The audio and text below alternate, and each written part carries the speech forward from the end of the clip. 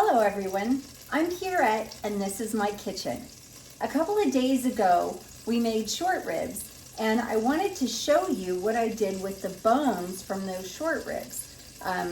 These days groceries are just so expensive and anything that we can do to save money along the way is very, very helpful. So I am going to make French onion soup with the bone broth that I've made from those bones. So let's get started. I've got about a tablespoon of butter in here, and I'm going to just add my onions. Now the first thing I want to tell you is this is part of my bone broth. So anytime I cut up vegetables, I have the butt of some celery, I have all my onion skins and the butts from those, the little choppings from carrots or from green beans, basically anything that I'm cooking that's savory. I put the skins in here and I put it in the freezer along with the bones. And then when I'm ready to make bone broth, I always have as much as I need. So this is step number one. Step number two, we're going to add our onions to the butter.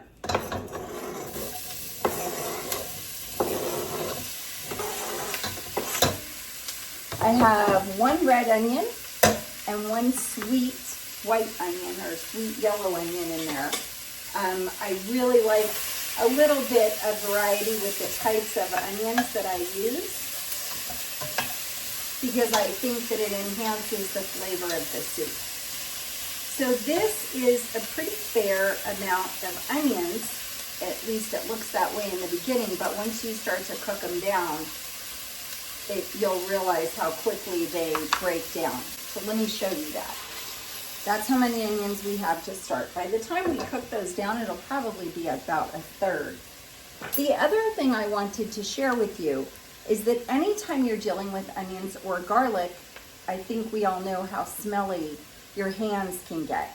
This is a stainless steel plate block, and they sell these at almost any cooking supply like Sur La Table, Williams Sonoma, any cooking outlet you may have near you, or on Amazon. But if you do buy it online, please make sure it's legitimately stainless steel.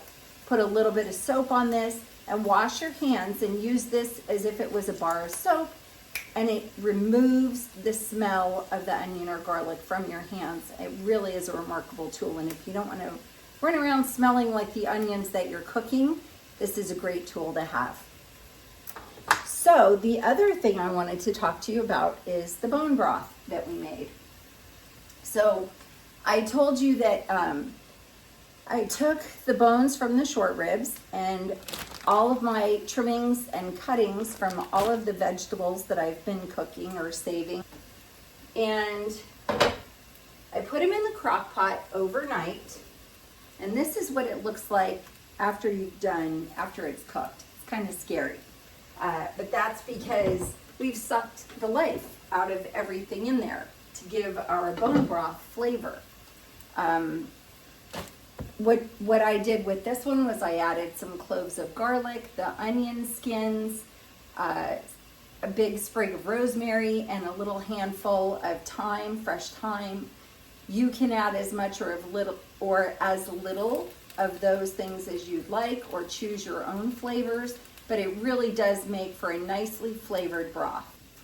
Ideally, you want to caramelize onions on a medium to medium-low heat, and it takes a while. If you do them too fast, you'll burn them, and they won't be caramelized, they won't be sweet, they'll just have an acrid sort of burnt taste.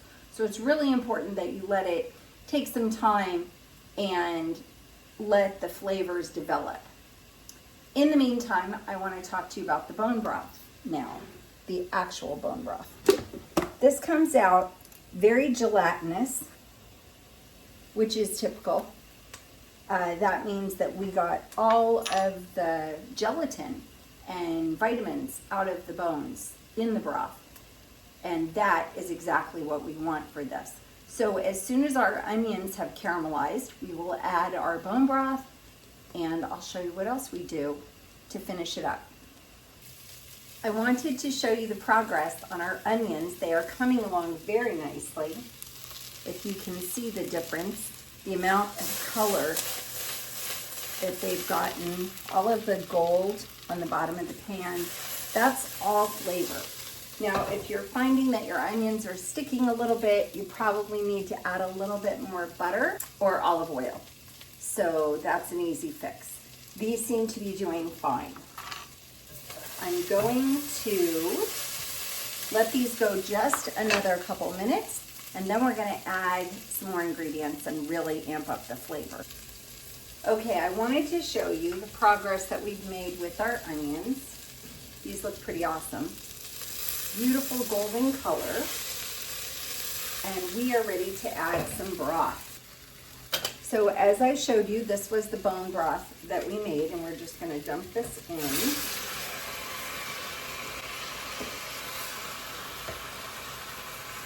There's a little bit of fat in the container, and we're going to scoop that in as well. So the bones that we did in the crock pot, I put all the bones and all the trimmings in the crock pot and covered it with water so that the crock pot was about 3/4 the way full. Put the lid on it, and I let it cook overnight. The bone broth that we just added to this soup is that bone broth. It made about 4 cups, and it's pretty flavorful on its own, but I'm always looking to amp up flavor. With that said, I'm going to add about 3/4 of a cup of red wine, and then we'll taste it and see how that feels.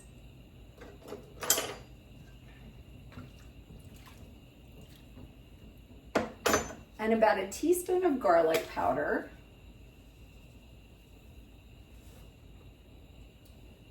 Maybe less if you're not such a big fan of garlic, but I think it complements the onion really nicely. And a little bit of thyme, about 1/4 to 1/2 teaspoon, depending on how much you like that seasoning. We did add fresh thyme when we were making the broth, but I always like to add a little bit extra just for more flavor. We need to let this cook 4 to 5 minutes until it comes up to a boil, and that will remove the alcohol from the wine. If you don't let it cook long enough, it's going to taste like wine, and we don't want that. We want the essence and flavor from the wine without tasting like actual alcohol. So we're going to let this come up to a low boil, and then I'll check back with you. I did forget to mention one critical ingredient that we haven't added yet. This is better than bouillon, and I like this product better than anything that any other vendor makes. There are powdered bouillons and other products that you can buy in the store, but those have MSG, which is monosodium glutamate, and I don't know about you guys, but that is a headache trigger for me.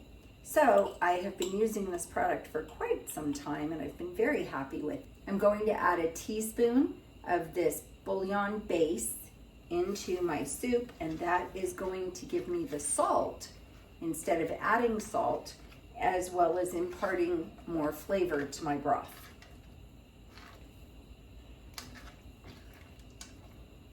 Our soup is at a beautiful boil, which means that it's time for the next step.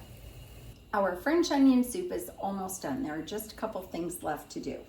So the first thing is that last night I chopped up a French baguette into small cubes. These are about 3/4 of an inch each, and I want to put some of those in the bottom of my bowl. This is about 3/4 to a cup of cubed French bread that's been let to sit out overnight so that it's a little bit stale. You want it to be a little bit stale unless you don't mind your bread being very, very soggy.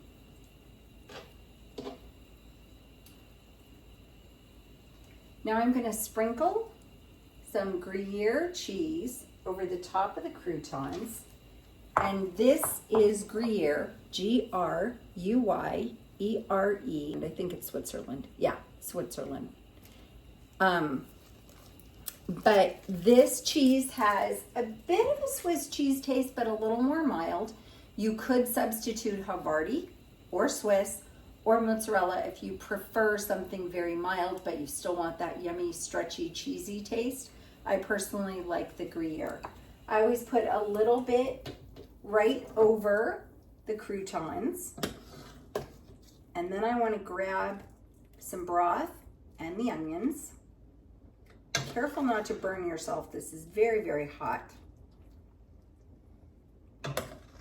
And I'm doing about 3 ladles per person. You want a little bit of soup, but also onions and bread. And then I'm going to take a little bit more cheese, sprinkle that on top. And then this is, now you could serve it this way, but it's even more beautiful with a little bit of golden color to the cheese.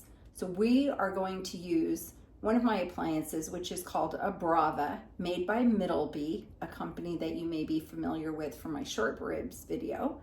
And I'm going to pop this in the Brava and toast the top, and we will have a finished product. You have probably all seen this appliance sitting on my countertop behind my refrigerator and thought to yourself, I wonder what that is. Well, it's not an air fryer. It's better than an air fryer because it's an air fryer and a toaster oven and a couple of other appliances all rolled into one. So we are going to open up this door, move this tray to the bottom, and I am going to put my soup right there and slide it in. And then from the top, we want to brown our cheese. So we are going to choose sear, and then we're going to tell it which zones we're going to use. And our bowl is kind of in the middle, but I want the whole top of it to cook. And then we swipe, and then it says, do you want it seared on the top or the bottom or both? And we are just choosing the top, and it's going to give us 2 minutes. And we can adjust the time from there. It's telling us that we should be on the top rack, but because ours is a bowl, we can't do that.